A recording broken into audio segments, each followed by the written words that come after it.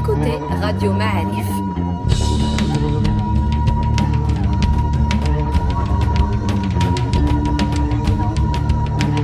Le podcast Histoire.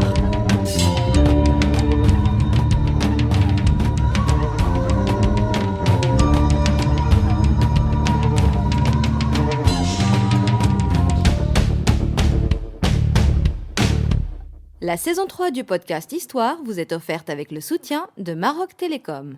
Bienvenue dans un nouveau podcast Histoire de Radio Ma'arif. Les amis, nous sommes aujourd'hui très heureux de plonger dans le 19e siècle marocain, période trouble et fascinante, qui explique beaucoup de choses cette période. Et pour ce faire, nous avons encore une fois convoqué un habitué de nos services, Mustafa Kadeli. Salut Mustafa. Bonjour. Comment ça va ? Ça va, merci pour la reprise, et puis surtout de retrouver les gens qui nous écoutent, et puis surtout essayer un petit peu d'éclairer tant qu'on peut des moments de notre histoire. Bon, aujourd'hui on va centrer notre récit sur un personnage qui s'appelle Ahmed Ben Moussa, Bahmed.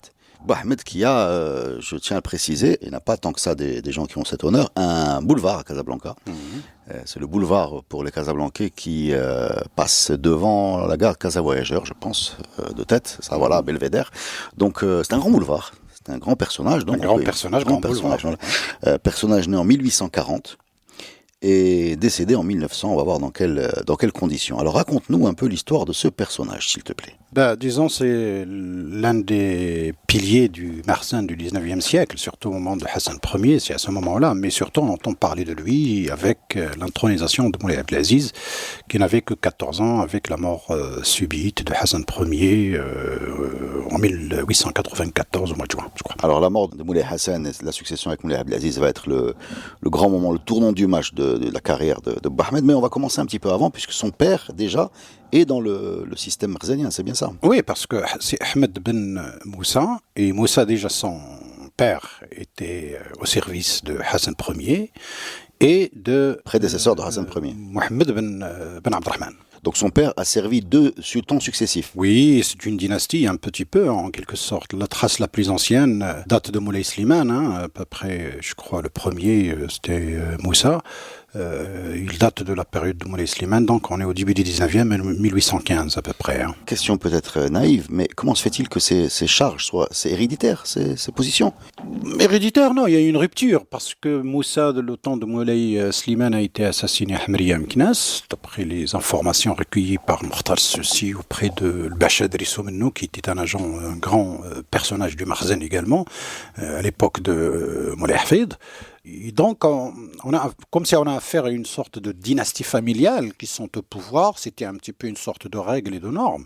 Beaucoup de postes ont été plus ou moins un peu héréditaires, avec des hauts et des bas, parce qu'il arrive aussi des fois que la lutte des clans se termine mal, puisque certains perdent leur pouvoir et d'autres montent. C'est ce qu'a fait d'ailleurs pour éliminer ses concurrents, là, les gens avec lesquels il n'était pas très d'accord, ou qui n'étaient pas d'accord avec lui. Il commence par éliminer ses concurrents. Ahmed Ben Moussa, quand il intronise Moulay Abdelaziz en 1884. Tu parles des frères Jamaï. Les 2 frères Jamaï. Ouais, on va arriver à ça. Ouais. On va déjà essayer de comprendre quel est le poste de Bahmed avec Moulay Hassan. C'est-à-dire, comment il s'appelle ce poste ? On appelle à l'époque Sadr al-Adam. Sadr al-Adam. Aujourd'hui, c'est quoi ? C'est un Premier ministre ? Non. C'est un chef de gouvernement. C'est un chef de gouvernement, chef de cabinet en même temps, parce que c'est lui qui expédiait les affaires courantes. Donc Sadr al-Adam, il est à la tête de l'État, en fait. Oui, il est chargé des affaires courantes. Je dirais, le sultan, il est là, il gère les grands problèmes, etc., toujours en concertation, mais tout ce qui est courant, la nomination, les remplacements, la gestion des choses civiles, des caïds surtout, des tribus, de la stabilité, des problèmes au quotidien, comme on dit, les correspondances, si on a des tonnes. Le budget. Aussi, parce que c'est d'ailleurs dans les mémoires de ce grand pacha de l'époque de Moulay Hafid, il raconte comment, par exemple, Ahmed Ben Moussa avait, quand Moulay Abdelaziz, gratifié des gens, des musiciens avec Louise. Et Ahmed avait peur pour le trésor public, et donc il transfère l'argent qui était au palais, le trésor public, il le transfère chez lui, au palais de El-Bahia pour le protéger, parce qu'il avait peur que Moulay Abdelaziz le distribue à droite à gauche, alors que l'État faisait face à beaucoup de défis et beaucoup de dépenses. J'ai une question, mais vraiment j'ai presque honte de la poser. Mais là, est-ce qu'on est dans un système bancaire avec des écritures, de l'argent dématérialisé, ou on est avec du liquide? Non, non, on est avec du liquide qu'on ramasse, qu'on met de côté, avec lequel on paye l'armée, on paye les déplacements, qu'on collectait par le système des impôts, les zakawats, etc., les revenus surtout des ports. Et donc, on avait justement le makhzen, c'est le khazina aujourd'hui, c'est le trésor public. Oui, oui, bien sûr. C'est, mais c'est stocké physiquement au palais à l'époque. D'accord. Il n'y a pas de banque? Non. Donc à chaque fois qu'on veut donner de l'argent à quelqu'un, on lui donne des pièces, quoi. Oui. Oui, Et des billets. Oui, le système bancaire ne commence qu'après la conférence d'Algéras, où les puissances européennes vont obliger le Maroc à mettre en place la Banque d'État, la Banque du Maroc.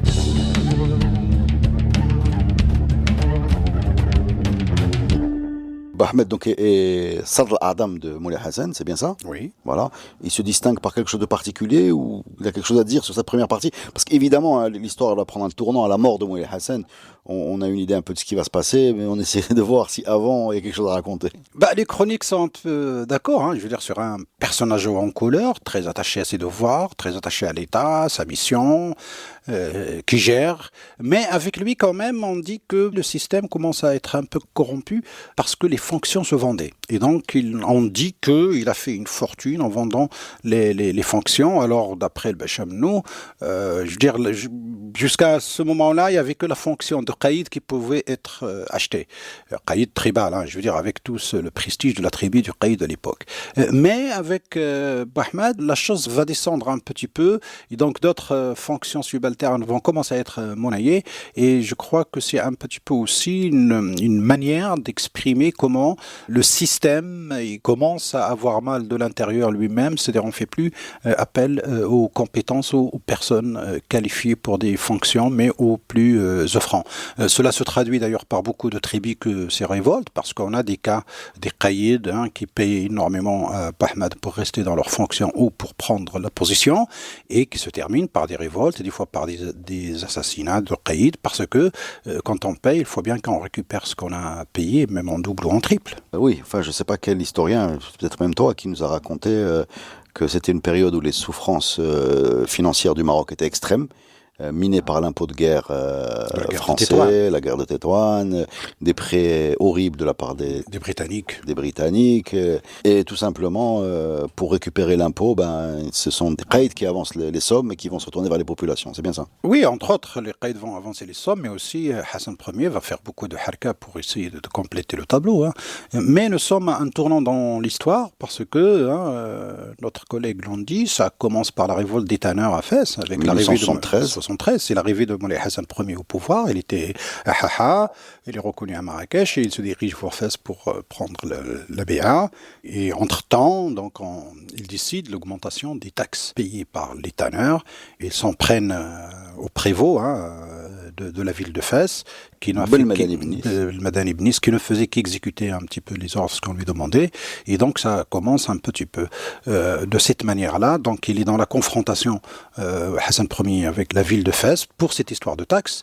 Et du coup, ça ne concerne pas que la ville de Fès qui va faire ça, la première, c'est pas si j'ose dire, mais aussi un peu partout, puisque la pression fiscale va commencer. À ce moment-là qu'on va passer à un nouveau stade dans cette histoire, parce qu'avec la pression, la crise, vous savez, on a toujours ces histoires de succession d'éléments fondamentaux dans l'histoire du Maroc, entre les épidémies et les disettes, les famines, dues à la sécheresse.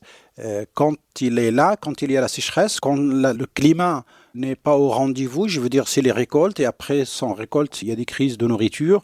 Et donc, tout cela est combiné entre les sécheresses, les disettes, les épidémies, la pression fiscale. Il y a tous les ingrédients pour que cela ne soit pas facile pour la gestion. Gouverner. C'est pour ça que Ahmed, d'ailleurs, utilisait la main forte, croyant que c'est la solution pour lever l'impôt. Lever l'impôt. Alors, deux choses. Un renvoi à un podcast qui s'appelle La Révolte des tanneurs, qui est magnifique, réalisé avec le professeur Bouaziz, qui raconte ce 19e siècle, qui semble vraiment une sorte d'autoroute vers la colonisation, même si c'est un protectorat, mais en fait vers la perte de souveraineté. Très, très bien raconté. Donc, Moulay Hassan meurt. Alors, si je crois ce qu'on me dit, il meurt d'une maladie, tout simplement, n'est-ce pas? Et d'une hépatite. C'est ce qu'on suppose, dans un endroit qui s'appelle Ouled Zidouh. Je ne sais pas où ça se trouve. C'est à côté de Bni Mellal, sur la rive de Morbi', là où on traverse Morbi' al-Mishra. Il y a un Mishra. D'accord. Côté Fqim Salh, exactement. Voilà, donc Moulay Hassan, on le sait, il était souvent en halka, il a beaucoup bougé. On a aussi un autre podcast, en parenthèse, avec Mohamed Tozi qui nous raconte une de ses halka vers le sud, du côté de Tiznit, si je me trompe pas, pour essayer de récupérer un commerce qui lui échappait, qui se faisait entre les tribus Soussi et les Anglais directement. Donc, dans une de ces halka, il décède, et là, c'est là que Ahmed va avoir l'entourloupe qui va le faire rentrer dans l'histoire, puisqu'il va cacher sa mort en attendant d'être intronisé Moulay Abdelaziz, le jeune fils, et donc il va tout simplement cacher la mort d'un roi. Voilà. Oui, bon, il va la cacher parce que on est en plein mouvement, je dirais, on est dans l'espace, et puis il faut quand même rappeler qu'à l'origine de cette halka, c'est bon, après une tournée de Tafilalt, le passage par Tizine, Tlouet ou la Tizidi el-Glaoui, et la tempête de neige et le problème, c'est pas la première fois dans l'histoire, hein. Et puis les problèmes de santé qui ont commencé là, il arrive à Marrakech, et de Marrakech, il voulait remonter chez les Eitzman, exactement, avec leur chef un petit peu marabout, Sidi Ali Amhouch. Et donc pour les punir, pour une histoire encore d'impôt, parce qu'ils ont tué son cousin qui est allé chercher l'impôt, et donc pour les punir ou les châtier, comme on disait. Et c'est là qu'il meurt. Et il y avait une crainte de la révolte de l'armée elle-même, ou là de la tombée des tribus de la région, parce qu'on est dans une zone de plaine, mais qui est très visible de la montagne, et les gens de la montagne suivaient très très très bien le mouvement. Donc on avait peur qu'une panique s'installe pour éviter que les gens de tribus de la montagne et les métrophes, je dirais, on est dans la route qui va entre Marrakech et Ben Mellal aujourd'hui, cette route nationale, et tout au-dessus, c'est plein de tribus. Je veux dire, la vue, elle est magnifique. Donc en fait, ce que tu es en train de nous dire, c'est que la première, Mohamed n'a peut-être pas ourdi cette ruse pour choisir le successeur, mais tout simplement pour sauver sa peau. Pour le successeur, c'est réglé. La nuit même, ceux qui n'étaient pas d'accord, ils ont été arrêtés. C'est-à-dire les Fréjamais, les gens du Marzen. Mais c'est pas ça le seul problème, puisque ceux qui étaient d'accord, ils ont signé, les enfants du sultan présent, Moulay Hafid, Moulay Ja'far, Moulay Abdelrahman, ils ont... Tout ça, c'est les enfants de Moulay Hassan. Moulay Hassan, ils étaient 13 en tout, mais certains étaient présents avec lui dans cette... Et Moulay Abdelaziz, c'est le plus jeune. C'est le plus jeune, mais il n'était pas là, il était à Rabat déjà. D'accord, donc il a été nommé... nommé en son absence. D'accord. On va rappeler une évidence, Ahmed place plus ou moins Moulay Abdelaziz sur le trône, pour pouvoir avoir une jeune personne à manipuler, c'est bien ça? En tout cas, il a utilisé l'argument que c'était le vœu de Hassan Ier. Vrai ou faux, on n'a aucun élément de vérification. D'accord. Et ensuite, pour quelle raison? Alors là, on peut spéculer comme on peut, parce que c'est lui, effectivement, déjà au temps de Moulay Hassan, je veux dire que gérait. Mais il y avait un personnage, le sultan lui-même, qui était derrière toutes les affaires. Oui, il avait une personnalité, Moulay Hassan. Il avait une personnalité, absolument. Ouais. Là, avoir un enfant de 14 ans et en même temps, je veux dire, tenir le pays, même si, encore, je reviens à ce témoignage de Bacham, non publié par Mokhtar Soussi dans un livre qui s'appelle Hawla Ma'idat al-Ghada, à un moment donné, il raconte qu'on a l'impression qu'Ahmed regrette d'avoir un jeune qui n'est pas capable d'avoir de la décision, n'est pas capable d'avoir de l'aura par derrière. Leadership. De leadership. Alors bon, quand même, c'est à quoi il s'attendait en laissant les aînés qui étaient beaucoup plus mûrs et beaucoup plus sages, si j'ose dire, mais en tout cas, ils avaient les qualités pour piloter et choisir. Je veux dire, même si c'était le vœu de Hassan Ier, un homme d'État comme lui qui savait tout ce qui se tramait contre le Maroc sur le plan international, et nous sommes dans un moment très fondamental depuis la crise de Tétouan, la dette, la taxation, les impôts, les congrès de Madrid qui ouvrent la voie en 1880, qui ouvre la voie aux protections,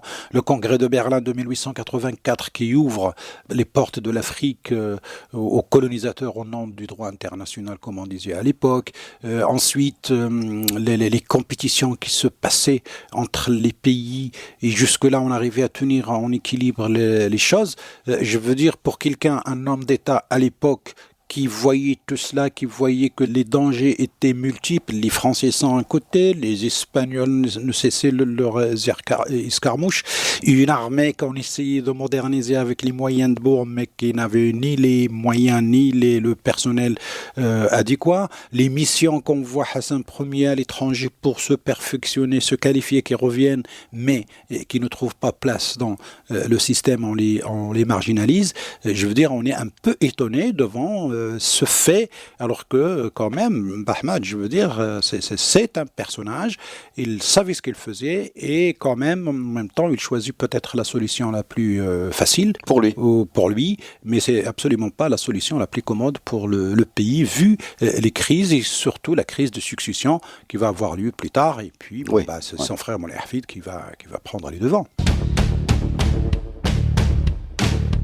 Alors, il paraît qu'il cache ce décès. Donc, quand tu m'as dit on est entre Marrakech et Bni Mellal, il cache ce décès pendant tout le voyage de retour, jusqu'à Fès, c'est ça? Non, jusqu'à Rabat, non. Bon, ça a duré 2 jours. Hein. Tout le monde voyait quand même qu'il y a quelque chose qui tournait par an. Le changement de cap, au lieu de continuer le chemin vers les Aïtzrman, on change de direction, il ordonne à la moitié de l'armée de regagner Marrakech, et puis il prend la direction de Rabat. Sauf qu'on ne pouvait pas le faire avec le mouvement d'une harka qui est lent, parce qu'il est immense. Hein. On peut imaginer 10, 15, 20 000 entre les soldats, les commerçants, les curieux, et tout ce beau monde. Les cuisiniers. Enfin, je veux dire, même les curieux, les commerçants, ils étaient là, parce que c'est une ville mouvante. Donc il y a du commerce qui se fait autour des harkas, les gens qui vendent, qui achètent, etc. Donc il y a l'armée, mais il y a aussi beaucoup de le personnel du Makhzen, et chacun avait son personnel attaché. Donc là, il rentre pas de course. À son service. Il rentre pas de course, ça dure 12 jours, cette parodie un petit peu, et puis là il trace... Mais pourquoi ils vont à Rabat? Rabat n'est pas la capitale. Parce que Moulay Abdelaziz y était. Hassan Ier, en bougeant de Marrakech, il a ordonné à son fils d'aller à Rabat. Il avait le projet, après la punition des Aïtzrman, certainement venir sur Rabat. D'accord. Pour des raisons qu'on ne connaît pas, mais bon. Et donc, voilà pourquoi elle a choisi de venir à Rabat pour enterrer Hassan Ier et en même temps introniser Moulay Abdelaziz. Donc tout ça marche comme prévu, et il va prendre la régence. Oui. Voilà, qui va durer jusqu'en 1900. Il meurt en 1900, dans son palais de l'Bahia, à Marrakech. Très beau palais d'ailleurs. Ouais. Donc de la mort de Moulay Hassan en 1894 à la mort de Bahmed en 1900, donc on a 6 ans de régence. 6 ans. Aujourd'hui, ces 6 années sont présentées comme des années où il y a un énorme enrichissement personnel de Bahmed, où il a privilégié un peu son sort personnel à celui du pays. Est-ce que c'est quelque chose que les historiens valident, ça? Non, pas tout à fait, parce que, je dirais, il s'enrichissait déjà au temps de Hassan Ier, donc il n'y a pas de problème. Il a hérité aussi des richesses de son propre père qui était grand vizir. Il avait placé les membres de sa famille, je veux dire, son frère, on entend parler beaucoup, par exemple, de Dar Saïd à Marrakech, c'était un des frères de Bahmed. Donc, le système voulait qu'on place ses familiers, les membres de sa famille, dans des positions stratégiques à l'intérieur et à l'extérieur de Makhzen, chacun à l'œil sur l'autre, etc. Et, comme je disais au début, je veux dire, bon, il avait un souci quand même des trésors publics. Le gars s'enrichit peut-être certainement, mais en même temps, ce qui est trésor public était considéré comme trésor public. Et j'ai raconté cette histoire de Moulay Abdelaziz qui distribuait des louis d'or à droite à gauche, et puis il avait peur que ce trésor se dilapide rapidement, et il le transfère chez lui. D'ailleurs, au moment de sa mort, quelqu'un qui était son agent de liaison, un membre du Makhzen qui s'appelle Mahdi El-Menabi, justement, il s'occupe de ce trésor, et lui, il en claque, paraît-il, les 2 tiers, d'après le Bachamno, il en claque les 2 tiers, et il transmet le tiers à Moulay Abdelaziz en lui disant, voilà ce qui reste chez Bahmed. En fait, ce que tu es en train de dire, c'est qu'il y a une vacance du pouvoir qui fait que tout est possible, en fait. Tout est possible. Moulay Abdelaziz essaie de reprendre la main. Il a 20 ans maintenant. En 14 ans, plus 6, ça fait 20. Donc, la mort de Bahmed, il a 20 ans. Oui, mais déjà, dis-nous comment il est mort, Bahmed. Il est mort de mort naturelle. Mais ces biens vont être confisqués, non? Eh bien, justement, c'est malheureusement ce qui arrive un petit peu aux agences. C'est la première des choses que fait le Mahdi El-Menabi, c'est un peu la saisie des biens. Le frère de Bahmed, Si Saïd, va mourir également. Il y a eu une succession de décès dans la famille de Bahmed assez curieuse et bizarre, parce que pratiquement tous les personnages connus qui étaient à l'intérieur de l'État vont décéder. Mais aussi, surtout, cette histoire de dépossession des biens, on disait ça tatrik ou la tathqif, on enlève tout, comme pour les frères Jamaï. Je veux dire, quand Bahmed les arrête... Qui sont les frères Jamaï? C'était des membres du Makhzen, ils faisaient partie du gouvernement. Comme on disait à l'époque, on avait un ministre de la guerre, on avait un ministre des Affaires étrangères, on avait un ministre du Trésor, on avait des ministres qui s'occupaient chacun dans leur domaine, coiffés par le grand vizir. Et bien sûr, derrière le sultan, c'est là que le rôle du grand vizir apparaît très important parce que, comme je disais, pour Le les grand affaires... vizir, c'est Sadr al-Awwal. Sadr al-A'dam. Al-A'dam. Sadr al-A'dam, c'est lui qui gérait ses affaires courantes et c'est lui qui donnait les ordres, en quelque sorte, à ses ministres. Donc, les membres du Makhzen vont connaître un chamboulement quand le Mahdi al-Menabhi va être le premier à annoncer à Moulay Abdelaziz la mort de Bouahmad. Moulay Abdelaziz, il est perdu. Je veux dire, le Bacha Menno raconte encore, parce qu'il était le Bacha Menno, il était la main droite de Moulay Hafid. C'est un peu une sorte de copain d'enfance. Ils ont fait des études ensemble, ils ont grandi ensemble. Le père du Bacha Menno était chef de l'armée à un moment au temps de Mohamed Ben Abdelrahman et de Hassan Ier, et c'est pour ça qu'il s'est retrouvé dans le palais. Et donc, il nous raconte son histoire. On est à Mokhtar Sossi dans les années 30, et Mokhtar Sossi compile tout ce que le Bacha Menno lui avait raconté, et il nous les a fait dans ce livre qui est très petit, et l'une des facettes de ce grand savant qui s'appelle Mokhtar Sossi, qui n'est pas seulement un savant des choses de la religion, mais c'est quelqu'un qui était, par rapport à son époque, très en avance, puisqu'il s'est intéressé à la mémoire orale, il s'est intéressé à quelque chose qu'on appellerait aujourd'hui l'anthropologie et l'histoire des individus, les biographies, etc. C'est ce qu'il a fait publier par la suite. Donc le Bacha Menno raconte que le Mahdi al-Menabhi, qui était un Khazni à l'intérieur qui avait un statut de qaïd auparavant, mais qui est devenu une sorte de messager de Bouahmad, était au palais au moment de la mort de Bouahmad. Donc il était le premier à aller annoncer la nouvelle, et Moulay Abdelaziz commence à pleurer. Il lui dit mais qu'est-ce qu'il faut faire?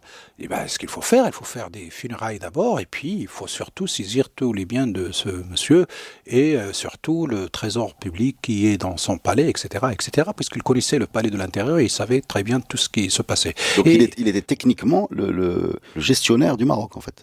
Bouahmad. Oui. Bien sûr. Physiquement, vu qu'on parle de cash, là on parle physiquement. Oui. C'est-à-dire qu'aujourd'hui, on dirait qu'il avait la signature, quoi. Oui, il l'avait. Moulay Abdelaziz était encore, ne l'oublions pas, enfant, même à l'âge de 20 ans, mais sans aucune expérience. Il n'était pas impliqué dans la gestion. Et la seule chose qu'il faisait, c'est que quand il faisait le Barzania, comme on disait, chaque matin, il recevait, il écoutait les doléances, il signait, etc. Mais Bouahmad lui faisait la leçon. Donc la chose intéressante chez Moulay Abdelaziz, c'est qu'il retenait très très très bien ce que lui disait Bouahmad, et donc il s'appliquait dans son rôle de sultan, et du coup il faisait les choses comme ils doivent se faire sans problème. Mais une fois terminée cette séance de l'Mkhazaniya matinale, c'est le jeu, etc.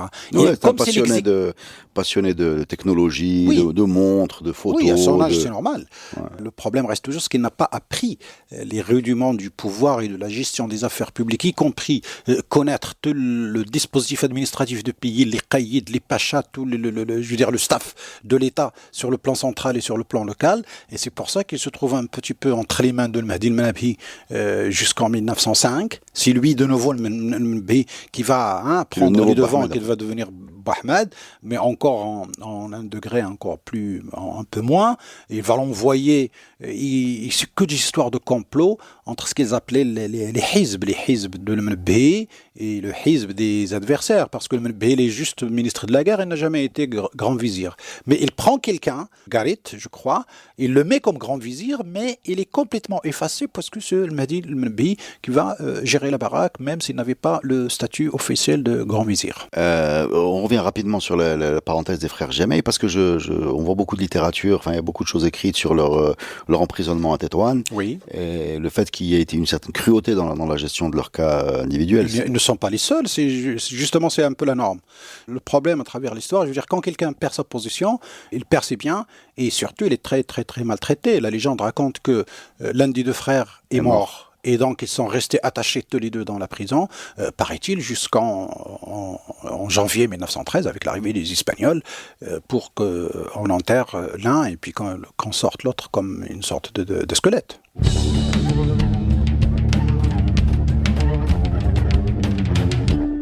On a aujourd'hui, quand on s'intéresse à Bouahmad et qu'on lit un peu la littérature disponible sur Internet, il y a des sources crédibles, d'autres, mais on a quand même la vision d'un personnage qui est présenté de façon très négative, On a compris, nous, à force de vous écouter, toi, Mustafa Bouaziz, Taïb Bia, tous ces gens-là, qu'un peu le protectorat qui arrive en 2012, qui arrive très tard, arrive comme la suite d'énormément de choses, de crise financière, perte de souveraineté, l'affaire des protections, pression fiscale, enfin, etc. Mais très souvent, on présente Bahmed comme étant celui qui a un peu coulé les finances du royaume, celui qui l'a un peu précipité dans les mains des Français. Aujourd'hui, tu es beaucoup plus nuancé dans ton podcast, enfin, dans ce que tu nous dis, tu ne vas pas aussi loin du tout. Est-ce que ce bonhomme-là a eu le mauvais rôle et qu'on l'a utilisé un peu comme bouc émissaire de tout ce qui s'est passé pendant ce 19e siècle? Je crois que le problème commence avec l'intronisation de Moulay Abdelaziz. Je crois que c'est le grand problème. D'abord, le fils aîné de Moulay Hassan a été puni par son propre père. Quand Moulay Hassan passe par Marrakech, c'était l'aîné qui était une sorte de khalifa. Je ne sais pas pour quel problème, il l'enferme pratiquement, il lui enlève sa position de c'est Moulay Mohamed. Moulay Mohamed. Et c'est lui dont on va usurper l'identité Bouhmara. Absolument. Il va jouer Bouhmara, enfin, Jalal Izraouni va jouer sur ça. Et donc, ok. Mais il y a d'autres aînés. Je veux dire, on refait pas l'histoire, on refait pas les hypothèses.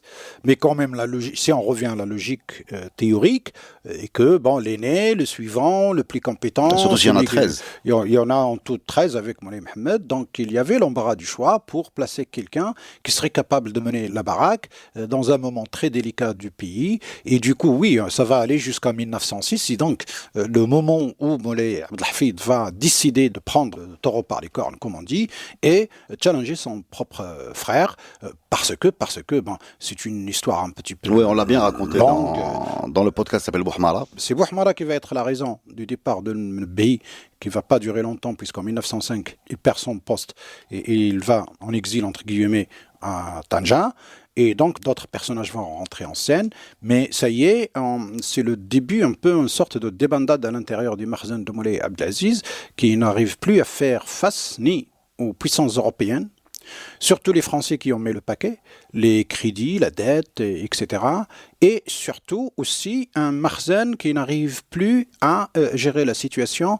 Et du coup, Moulay Abdelhafid commence son mouvement pour, je le répète, il faut le rappeler, c'est qu'il a été en quelque sorte élu comme sultan du djihad, c'est-à-dire chassé les Français qui ont occupé Casablanca au mois d'août. Je veux dire, l'événement de Casablanca a complètement précipité l'événement, alors que la préparation avait eu lieu. Il y avait une sorte de mouvement qu'on faisait mûrir tout doucement. Moulay Abdelaziz avait des soupçons, on voit des commissions d'enquête, on essaie de sonder son frère. À un moment donné, il avait pensé même le changer de khalifa, de lui enlever Marrakech parce que c'était la capitale du Sud, il l'envoyait ailleurs, parce qu'auparavant, je veux dire, Moulay Hafid était khalifa à un moment à Tiznit, il était khalifa à Tadla, et puis il est devenu khalifa à Marrakech. Donc Marrakech, c'est la deuxième capitale après Fès où se trouvait à l'époque Moulay Abdelaziz. Donc le processus commence très tôt, peut-être ça a duré 1 an, 2 ans, et s'accélère avec l'occupation d'abord d'Oujda, rapidement négociée par l'IOT,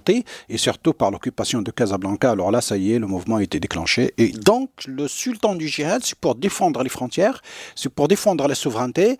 Et du coup, on a un Maroc divisé en quelque sorte en deux, entre deux parties, le Hizb al-Azizi et le Hizb al-Hafidi. Mais tout ça, ce ne sont que les conséquences d'une décision de Bahmed en 1894, parce qu'on n'aurait pas peut-être, on ne serait pas arrivé là où on est arrivé pour que ce soit la dispute à l'intérieur du palais entre deux frères. En optant pour un sultan plus âgé et plus légitime. Tout le monde est légitime, parce qu'à l'époque, il n'y avait pas d'ordre de succession. Oui. Ça pouvait être l'un des fils, ou l'un des frères, ou l'un des neveux, ou l'un des cousins, il n'y a pas de problème. Vu le challenge et les défis qui attendaient l'État, et Bahmed était très courant, je crois l'une des dernières lettres de Bahmed, quand même, c'est très intéressant, avant sa mort en 1900, c'est la lettre qu'elle envoie à la France quand l'armée française traverse le fleuve des Nagas, ce qu'on appelle aujourd'hui le fleuve Sénégal, quand il traverse du sud du Sénégal actuel vers la Mauritanie, et qui proteste contre l'entrée de l'armée française pour occuper la Mauritanie aujourd'hui.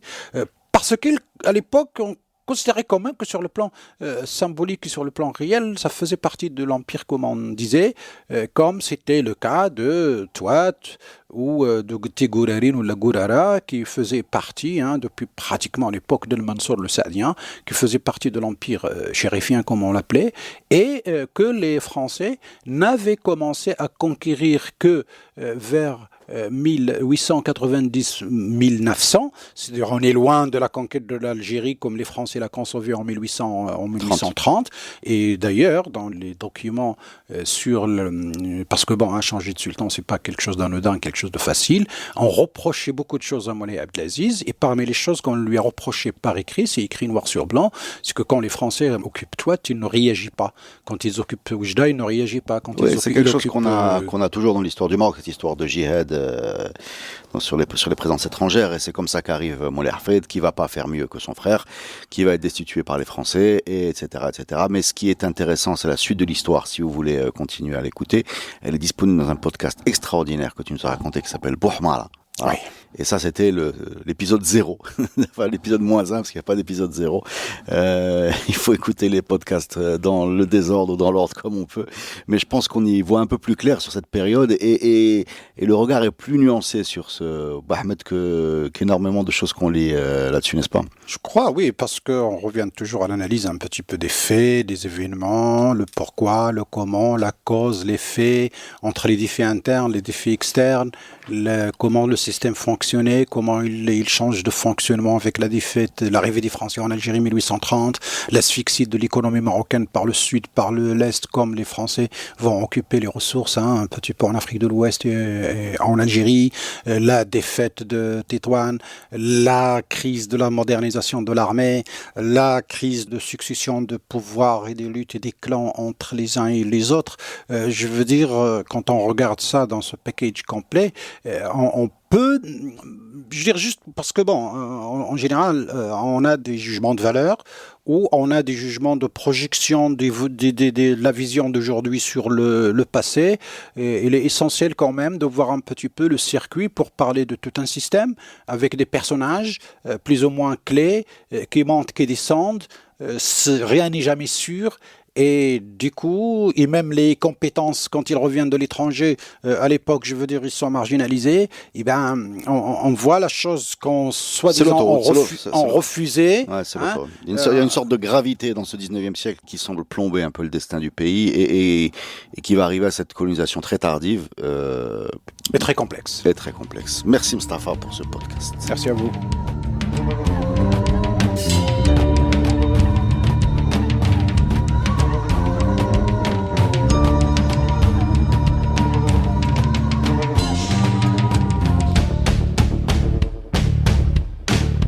La saison 3 du podcast Histoire vous est offerte avec le soutien de Maroc Télécom.